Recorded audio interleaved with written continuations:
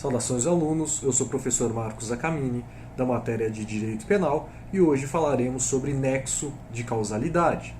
Então, para que serve o nexo de causalidade?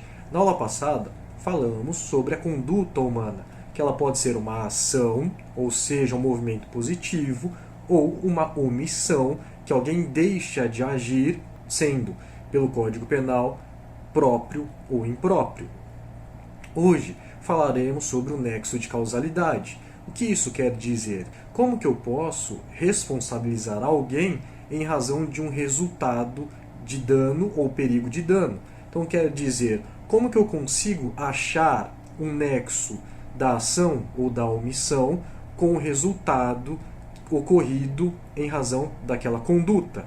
Na maioria das vezes, é até fácil a gente perceber, porque se você tem uma pessoa que dá um soco no rosto de outro, nós temos ali uma conduta positiva, né, um soco, um movimento corporal, que resulta em uma lesão corporal nesta outra pessoa. Existe uma teoria que está no artigo 13 do Código Penal, chamada teoria da equivalência das condições. Para essa teoria, o resultado é produto de uma multiplicidade de causas e condições, sendo todas elas igualmente necessárias e equivalentes. Não existe sentido, portanto, em distinguir-se causa e condição para o resultado. A prova do nexo causal é feita a partir da fórmula da conditio sine qua non, ou seja, condição sem a qual não.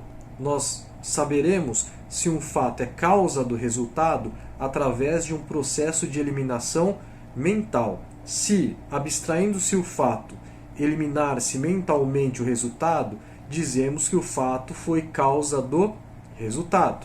Por exemplo, vamos imaginar que Pedro matou o João. Então Pedro, ele foi até uma loja, adquiriu uma pistola, voltou para sua residência, bebeu água, foi ao banheiro, entrou no seu automóvel, foi até o local onde se encontrava João e dispara a arma, matando João. Então, quais foram as causas que deram o resultado morte de João? Então, ele foi comprar a arma na loja. Se ele não tivesse comprado a arma, não haveria a morte por disparo de arma de fogo. Então, esta é uma causa. Ele voltou na sua residência.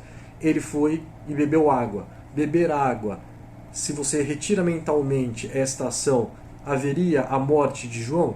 Haveria. Depois, ele foi ao banheiro. Ir ao banheiro interferiu, ou seja, se você retirar a ida ao banheiro, não haveria a morte de João? Bom, não, né?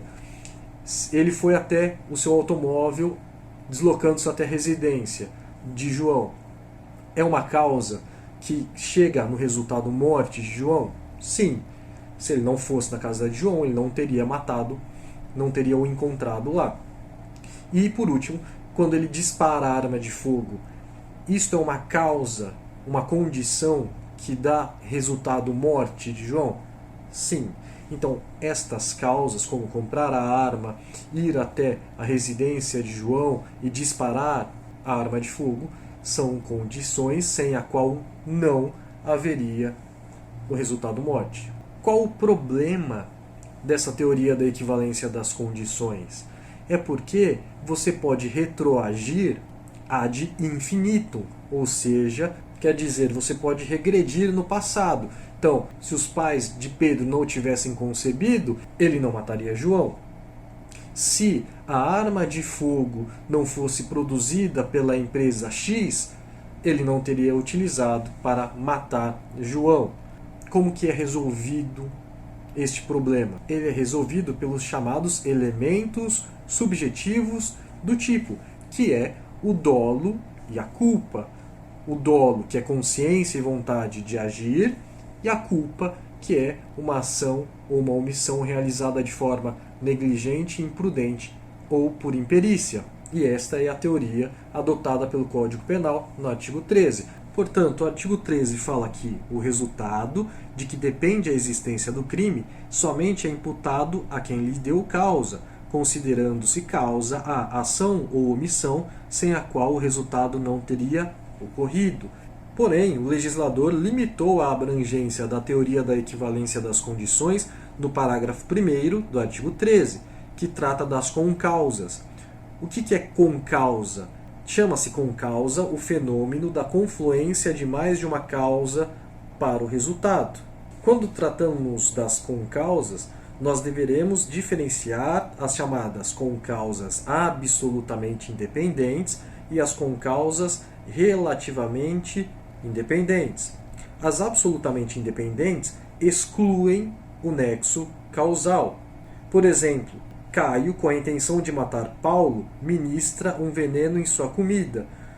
Porém, antes que o veneno fizesse efeito, Paulo sofre um infarto fulminante, ocasionando a sua morte.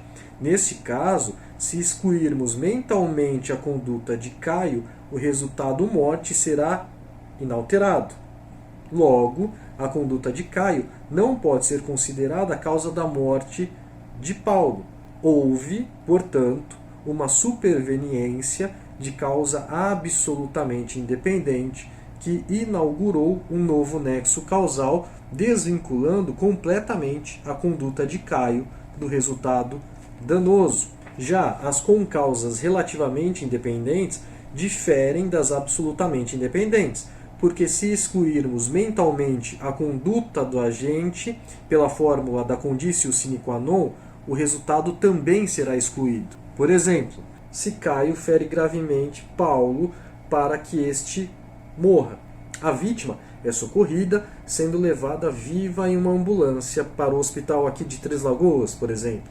Mas, no caminho, um caminhão colide com a ambulância, ocasionando a morte, por exemplo, de todos os seus ocupantes. Isso é chamado de causa relativamente independente, porque se excluíssemos a conduta de Caio, o Paulo não estaria na ambulância e não teria morrido. Mas Paulo morreu em decorrência do acidente, que por si só foi hábil para a produção do resultado.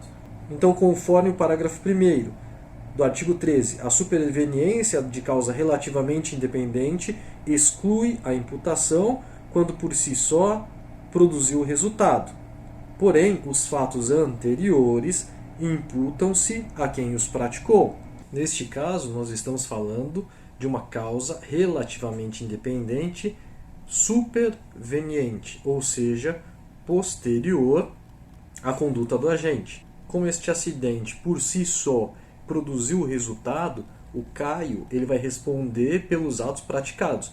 Portanto, não será homicídio consumado, mas sim homicídio tentado, conforme o artigo 13, parágrafo 1º do Código Penal. As concausas, sejam elas absolutamente independentes ou relativamente independentes, elas podem ser classificadas em pré-existentes, concomitantes ou supervenientes. As pré-existentes são cronologicamente anteriores à conduta do agente. As concomitantes são aquelas que se realizam ao mesmo tempo da conduta do agente. E as supervenientes são aquelas que se realizam em um momento cronologicamente posterior à conduta do agente. Já nos crimes culposos, a relação de causalidade ela é em razão de um dever objetivo de cuidado. Por exemplo, se Maria tem um filho e este filho está doente, ela dá um remédio, só que errado, uma dosagem errada, ao seu filho, ocasionando-lhe a morte. O que isto é? É uma imprudência. Nesse caso, a Maria não dirigiu a sua vontade para a ocorrência do resultado, mas o resultado pode ser imputado a ela, porque se ela não tivesse dado o remédio, o Oswaldo nunca teria morrido. O resultado ele se produziu, nesse caso, como consequência da inobservância de um cuidado devido, que é a imprudência. Assim terminamos a teoria da equivalência das condições, que é adotada pelo Código Penal. Vemos que a causa de um resultado é quando você retira mentalmente aquele fato e o resultado não ocorreria. Portanto, aquele fato tem nexo de causalidade com o resultado. Se houver uma causa absolutamente independente, você exclui a imputação de crime àquele agente que cometeu uma ação, no exemplo que eu dei sobre o veneno. Já se ela for relativamente independente, a pessoa responde pelos atos que cometeu. No exemplo da ambulância, que a pessoa responderá por tentativa de homicídio. A questão do acidente da ambulância é uma causa relativamente independente. Espero que tenha entendido. Até a próxima aula.